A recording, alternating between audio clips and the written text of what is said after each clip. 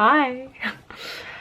Alright, so today, right now, I'm going to talk about kind of the rest of Peru. So I already did kind of like I did like Titicaca, Arequipa, and Cusco and the Inca Trail. So the rest is kind of all combined into one. I would like to say before I started, Peru probably was my least favorite country in South America. I just felt like the locals were just trying to scam you and rip you off more. It's a very touristy country and they realize that and they just wanted your money. Other countries, they want your money, but they're a lot nicer about it and maybe like friendlier. But with that said, I liked Peru. And I really wish I didn't go to Iquitos, and I so wish I did. It's a city that you can't get to by bus or car. You have to take a boat or plane, and it was just a little bit too out of the way for me, but I wish I did. So that's one regret I had with Peru, and it's the jungle, and I really like the jungle. So anyways, so after Cusco and the Inca Trail, I went to Ica, and it's where you can go sandboarding in Peru. It's probably one, besides the Inca Trail, it was probably the most favorite thing I did in Peru.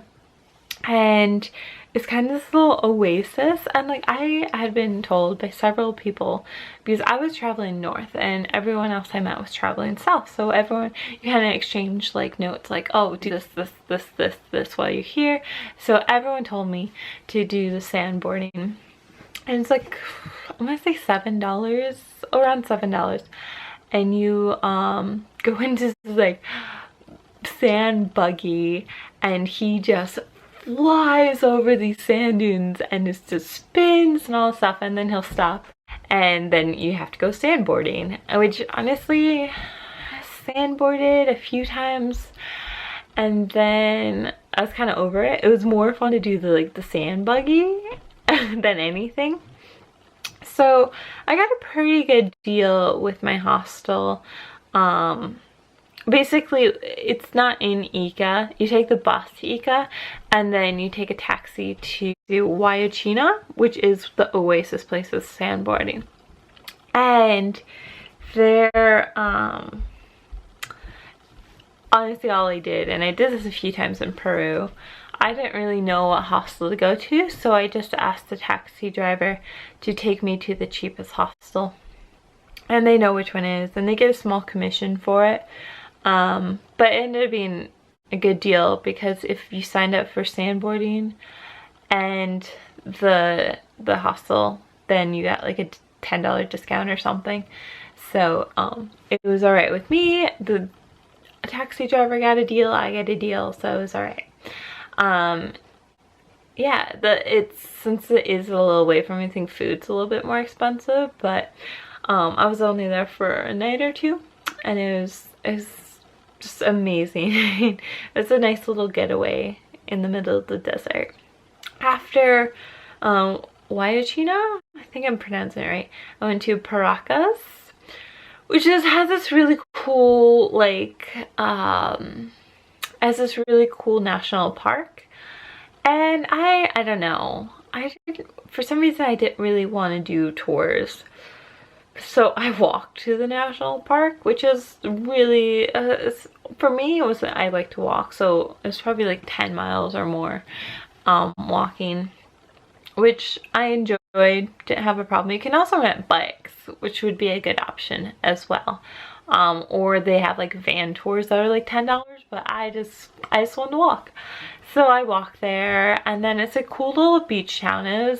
I hadn't seen the beach for a while, so the last time I saw it was when I was in Chile a few months previous. So, but it's still too cold to go into the beach. But it's just a cute little town. You could probably skip it. I wouldn't really recommend it. Also during this time in Peru, I was kind of on my own, which is kind of in Peru and Ecuador, it's kind of like, I met people at the hostels, but I didn't really hang out with them. It was probably the most time I traveled by myself, because other places I met people at the hostel and we were traveling the same direction, so we'd spend a few days together, whereas here in this part of Peru and a little bit of Ecuador, I'd meet people but they were traveling the opposite way or something. So that could be a factor why I didn't like Peru as much either, is I was kind of alone the whole time. And then after Paracas, I went to Lima, and Lima, I don't know, Lima's food. So I had a day where I walked downtown and I had this deal where if it was like less than a certain amount, I would eat it. And everything was less than that, like it was like 30 US cents was the equivalent. So anything less than 30 US cents I would eat. And Lima's known for food. So I had such good food. And I just kept walking and eating food. I don't think I've ever been so full. But also, it was probably the only place in South America that I really felt, just this one area, I felt like I was in an unsafe area because there's like police officers on every corner. And my theory was like, as long as I see a police officer, I'm good. But no one paid any attention to me. They could care less that I was a foreigner, but it was a little bit sketchy in some places. And then there's Miraflores in Lima as well. And that's just a nice area. It wasn't as fun though. I like the dirty, like unsafe places a lot better. So another one of the things I was really disappointed was everyone told me to go to Juarez.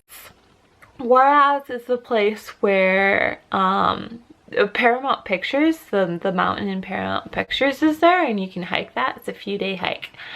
I ended up not doing that hike. But I got there, and again, the altitude was just getting to me. And so I was like, they're like, oh, go on a hike. And I'm like, I can barely walk down the street. So I didn't know what to do. So I signed up for the main hike, which is Laguna 69. So I signed up for it. And the next day, you're supposed to wake up at like 5 in the morning, and I woke up at 5 in the morning, like I ate breakfast, I was ready to go, waiting for the van to come pick me up. And the van came, and the guy was like, sorry, our van broke down, will you be willing to go the next day? And I was like, I was already planning on staying another day, so I was like, okay. So and honestly, I don't think the van broke down. I think since I was by myself and I signed up by myself, there was just not enough room for me, because there's always a van. There's so many tour companies going to this place, there's always a van.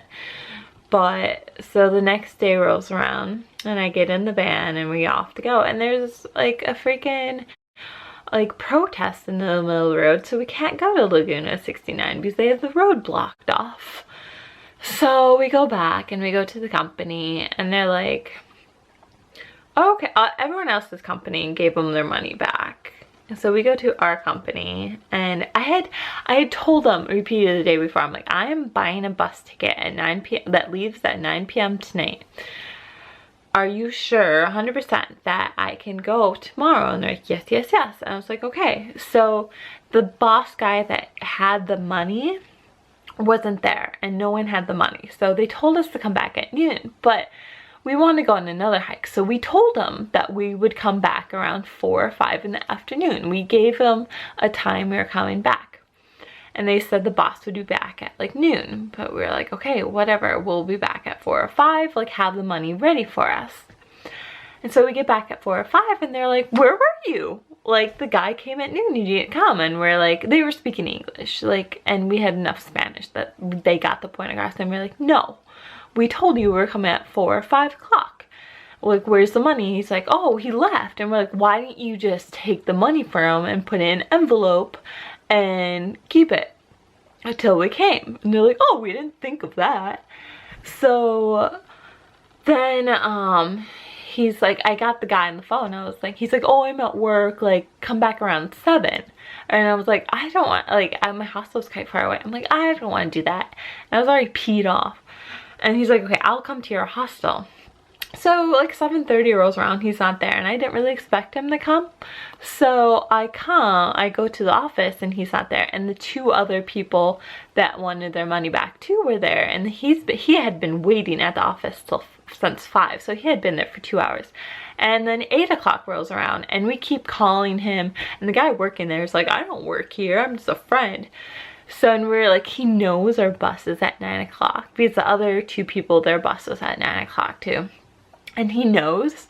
And so the other guy, it was a Canadian guy, he ended up getting the tourist police, and they came, and so they're calling up the guy, and he was just like throwing him off, like, oh yeah, I'm coming, like da da da, and everyone was freaking out. But my biggest thing was, the guy that was there was like, I don't work here, and we're sitting there complaining to him, and he was on Facebook. He wasn't paying attention to it at all. Like, we're sitting there freaking out and he's not paying attention. He could care less. So anyways, 9 o'clock rolls around, we have to get to our bus. So we run to our bus, and we never got our money back. Like, it wasn't, at that point, it wasn't about the money. It was just, we didn't want this like scumbag of a guy to get away with our money. I think it was like 10 bucks or something. It was nothing. But like, we would rather like give it to the police officers that were trying to help us, like, than, like, it didn't matter about the money. We just didn't want this stupid guy to get it. So that was Juarez for me. It wasn't very exciting. I did end up doing that one hike. I actually didn't do all of it because I was just, the altitude was horrible and I just couldn't deal with it. So after Juarez, I went to Trujillo, I don't know how to say it, and it's kind of, everyone tell me it was like where the Peruvian mafia is at, and which I didn't have any problems with that, but we got in at like 6 in the morning, and I was with a Canadian couple, and I had like reserved a hostel. And it was like 5 in the morning. I told him I was coming at 5 in the morning, and the taxi dropped me off at the hostel, and the doors were locked. So I'm knocking on the door.